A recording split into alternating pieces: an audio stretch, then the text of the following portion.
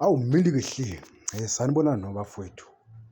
Hhayi yazi ngike ngafunda nje iy'ndaba zale ngwenya le uSipho Mbulu u-Master Chef, uMazi Kangcobo bambiza ngo-Master Chef.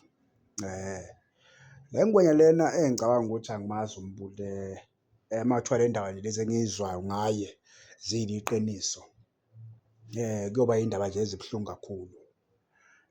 Kuthiwa le ngwenya-ke ngoba engabonakali nje lapha kwezimnyama kwi-Orlando Pirates phecelezi. Kuthiwa le ngwenya-ke beke bayidonsa bethi bafuna ukuyibusa ukuthi hey ndoda wanyamalala kwenzenjani, hhayi kwathola ukuthi ifoni yakhe-ke yangangena, yangangena. So amacala akhe-ke lo mjida kuthiwa ame kanjena-ke lapha kwezimnyama. Kuthiwa lo mjida elokuqala icala la kuthiwa wafika enuka utshwala, elokuqala lelo okungahambelani-ke nemigomo yethimi. Elesibili-ke kuthiwa wafika edakiwe kwi-training, izinto ezenzeka kwi-training lezi, yabo. Awucabange-ke lo mfana lona i-Pirate imzamile kangaka, yabo, ngoba phela ngicabanga ukuthi wonke umdlalo odlala kwi-Betway uyafisa ukudlalela lama-team amakhulu, i-Chiefs ne-Pirates, yabo. Yena uzomosha ekugcineni, usisitholile isinkwa sesibili, ithuba lesibili empilweni wena phinda futhi uyalikhafulela. Lo mjida lona bafethu, hhayi mina angimazi kakhulu ukuthi kwenzakaleni ngaye noma washaywa.